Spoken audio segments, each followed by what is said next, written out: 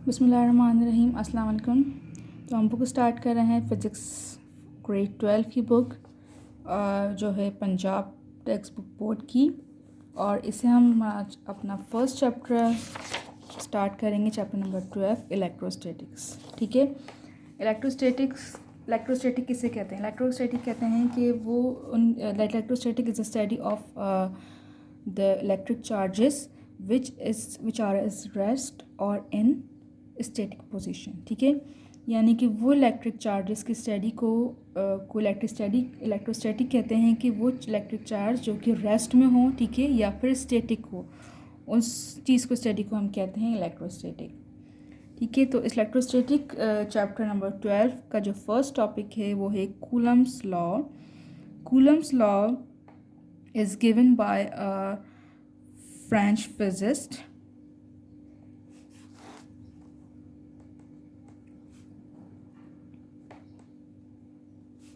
He was born on 1736 and died on 1805. ठीक है, his full name is Charles Angston de Coulomb।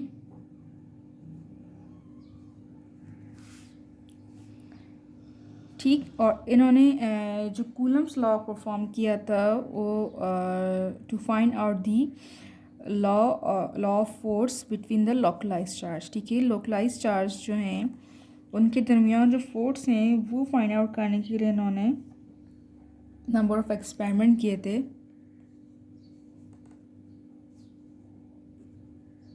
To find the law of force between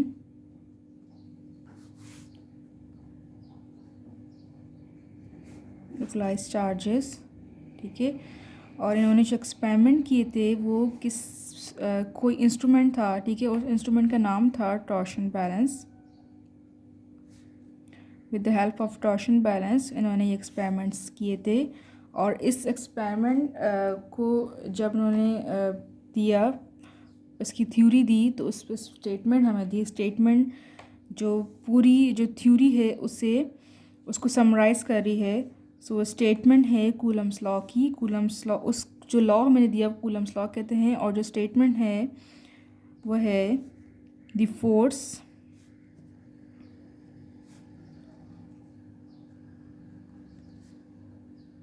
between 2 point charges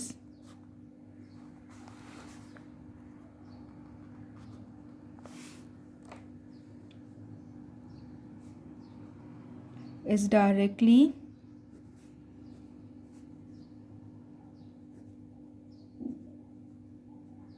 proportional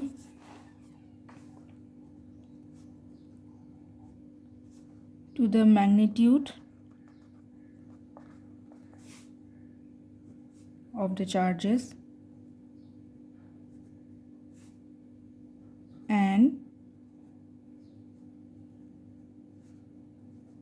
inversely proportional to the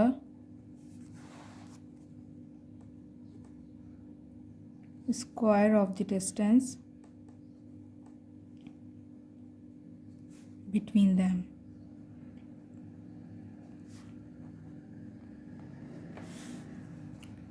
ठीक है, तो Coulomb's law की statement क्या है कि force जो 2 पॉइंट चार्जेस के दरमियान होती है, वो फोर्स जो कि 2 पॉइंट चार्जेस के दरमियान होती है वो डायरेक्टली प्रोपोर्शन है to the magnitude of the charges. जो मैग्नीट्यूड है यानी कि जो भी उनकी चार्जेस की वैल्यू है उस पर, और जो उनका डिस्टेंस है यानी कि वो किस डिस्टेंस पे प्लेस हैं उसके स्क्वायर ऑफ द डिस्टेंस पे डिपेंड करती है। यानी कि इन्वर्सली प्रोपोर्शन है किसके? स्क्वायर ऑफ द डिस्टेंस के। और डिस्टेंस को हम शो कर देते हैं आर से। ठीक है, सो अगर हम इसको एज अ मैथमेटिकल फॉर्म में लिखें, इस जो इक्वेशन है इसको हम मैथमेटिकल फॉर्म में लिखें तो वो किस तरह होगी? एफ इज़ डायरेक्टली प्रोपोर्शन, इस प्रोपोर्शन का साइन है, ठीक है, is directly proportion to the 2 point charges magnitude of the product of the magnitude of the charges. Sorry, मैंने यहाँ पे प्रोडक्ट नहीं लिखा, प्रोडक्ट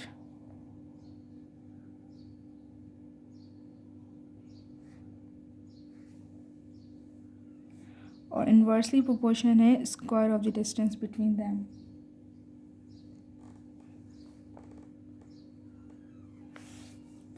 ठीक है, तो प्रोपोर्शनलिटी जब हम रिमूव करेंगे तो हमें एक कांस्टेंट वैल्यू मिलेगी जो कि k है, q, so k f is equal to k q1 q2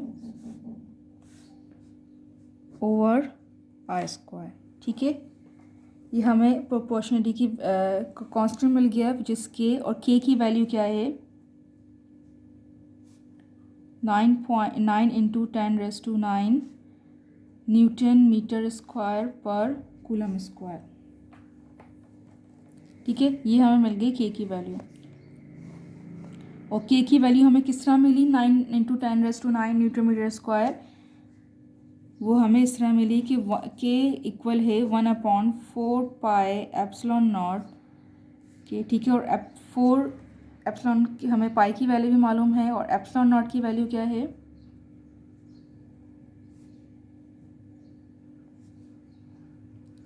8.85 into 10⁻⁻12 coulomb square पर न्यूटन मीटर स्क्वायर। ठीक है, सो एप्सिलॉन नॉट किसे कहते हैं हम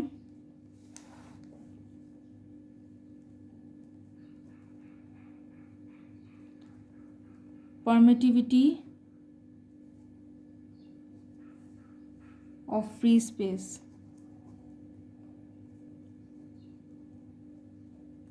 एप्सिलॉन नॉट कहते हैं परमिटिविटी ऑफ फ्री स्पेस। अब परमिटिविटी ऑफ फ्री स्पेस क्या है ये हम थोड़ा समझ लेते हैं with the help of example. अब यहाँ पे वो कह रहे हैं कि दी फोर्स दो चार्जेस के दरमियान, यानी कि दो चार्जेस हैं, एक चार्ज Q1 है, एक चार्ज Q2 है। ठीक है, इनका जो प्रोडक्ट हम ले रहे हैं इन दो चार्जेस के दरमियान वो directly proportional to the product of the charges और inversely proportional to the square of distance between them. ठीक है, तो अब हम एक एग्जांपल लेते हैं। वो क्या करते हैं कि हम एक मैग्नेट लेते हैं और उस अब जो force of attraction, force electrostatic force है, ये क्या है अट्रैक्टिव फोर्स भी है और सेकंड क्या है रिपल्सिव फोर्स भी है। ठीक है, रिपल्सिव फोर्स किसे कहते हैं कि जब दोनों चार्जेस के दरमियान सेम लाइक चार्जेस हों। ठीक है, यानी कि पॉजिटिव इधर भी हो और पॉजिटिव इधर भी, यानी कि फॉर एग्जांपल अगर हम एक मैग्नेट लेते हैं और मैग्नेट के दोनों जो साइड्स हैं वो यहाँ भी पॉजिटिव है और यहाँ भी पॉजिटिव है। ठीक है, जब हम इन दोनों साइड्स को जब हम इनका डिस्टेंस कम करेंगे तो इनमें फोर्स ऑफ कौन सी फोर्स पैदा प्रोड्यूस होगी रिपल्सिव फोर्स। रिपल्सिव फोर्स क्यों पैदा होगी क्योंकि यहाँ पे दोनों लाइक चार्जेस हैं। इन दोनों लाइक चार्जेस की वजह से यहाँ पे रिपल्सिव फोर्स प्रोड्यूस होगी। जब हम डिस्टेंस डिक्रीज़ करेंगे तो रिपल्सिव फोर्स क्या होगी इंक्रीज़ हो जाएगी, यानी कि वो चाहेंगे कि हम दूर जाएं। ठीक है, रिपल्सिव फोर्स यही होती है रिपल्सिव फोर्स कि वो दो लाइक चार्जेस दूर होते हैं रिपल्जन की वजह से। ठीक है, और जब हम वो दो चार्जेस अगर यहाँ पे नेगेटिव पॉजिटिव चार्जेस हैं, जब वो चार्जेस करीब आएंगे, अगर यहाँ पे नेगेटिव और पॉजिटिव है तो यहाँ इन दो चार्जेस के दरमियान जो फोर्स पैदा होगी इन बिटवीन दैम, जो फोर्स प्रोड्यूस होगी वो अट्रैक्टिव फोर्स होगी, और वो डिस्टेंस कम होने की वजह से स्क्वायर ऑफ द डिस्टेंस कम होने की वजह से उनकी जो फोर्स ऑफ अट्रैक्शन है वो इंक्रीज़ हो जाएगी। ठीक है, दो चार्जेस के दरमियान। ठीक है, अब फॉर एग्जांपल अब यहाँ पे जो मैंने आपको एग्जांपल दी वो क्या थी कि मैंने यहाँ पे जब चार्जेस को इनका डिस्टेंस इंक्रीज़ और डिक्रीज़ किया रिपल्जन में भी और अट्रैक्शन में भी, तो यहाँ पे कोई भी सेंटर में या कोई भी दो चार्जेस के दरमियान कोई भी मीडियम मौजूद नहीं था, कोई भी मटेरियल प्लेस हमने नहीं किया होता, सिंपल फ्री स्पेस था। ठीक है, तो अगर दो चार्जेस के दरमियान फ्री स्पेस है, कोई मीडियम मौजूद नहीं है, तो परमिटिविटी की ऑफ फ्री स्पेस की वैल्यू क्या होगी 8.85 इंटू 10⁻⁻12 कूलम्स पर न्यूटन मीटर स्क्वायर। ठीक है, और के की वैल्यू क्या हो जाएगी 9 इंटू 10⁻⁹। ठीक है, लेकिन अगर यहाँ पे हम कोई दो चार्जेस के दरमियान कोई मटेरियल कोई मीडियम डिफरेंट रख दें, फॉर एग्जांपल हम कोई बुक प्लेस कर दें या वाटर प्लेस कर दें, ठीक है, फ्री स्पेस ना हो, एयर ना हो, ठीक है, एयर या फ्री स्पेस एक ही बात है, ठीक है, वो ना हो, कोई और मीडियम हो, तो परमिटिविटी की वैल्यू हमारी चेंज जाएगी और हमारा ये जो फॉर्मूला है ये भी चेंज हो जाएगा, ठीक है। यानी अभी जो हमारा फॉर्मूला बन रहा है, यानी अगर हम इस फॉर्मूले में अगर हम ये के की वैल्यू पुट करें तो हमारा फॉर्मूला होगा F is equal to 1/4 pi epsilon naught Q1 Q2 over R square, ठीक है।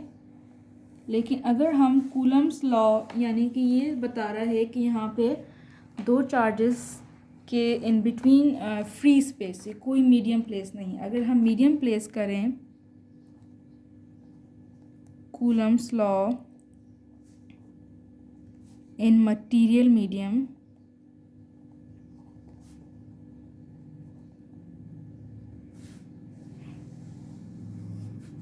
तो हम किस तरह इसको रिप्रेजेंट करेंगे, F is equal to 1/4 pi epsilon Q1 Q2 over R square, ठीक है। यानी एप्सिलॉन नॉट शो कर रहा था परमिटिविटी ऑफ फ्री स्पेस को, और एप्सिलॉन शो कर रहा है हमें मीडियम को, यानी कि यहाँ पे कोई मीडियम दो चार्जेस के दरमियान प्लेस है, और एप्सिलॉन नॉट क्या है, फ्री स्पेस। सो जब भी हम कोई मीडियम हम प्लेस करेंगे तो हमेशा हम उसे फ्री स्पेस के साथ हम उसका रेशो लेंगे, ठीक है। किस तरह लेंगे ratio, epsilon divide by epsilon naught, और इससे जो हमें थर्ड वैल्यू मिलेगी होगी epsilon R is equal to हम एप्सिलॉन आर को हम कहते हैं dielectric constant,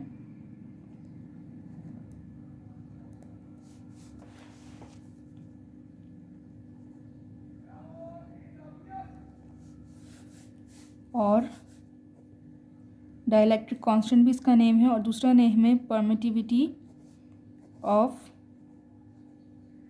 relative medium,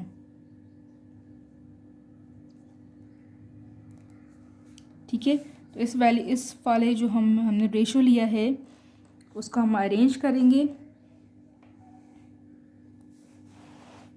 epsilon is equal to epsilon naught ER।